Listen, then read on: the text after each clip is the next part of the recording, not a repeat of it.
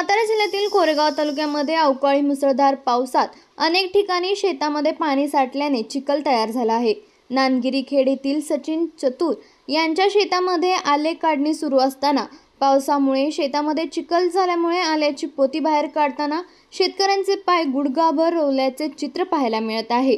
मोठी कसरत करत यातून शेतकरी डोक्यावर पोती घेऊन मार्ग काढताना पाहायला मिळत आहेत। सध्या याचा व्हिडिओ सोशल मीडियावर मोठ्या प्रमाणात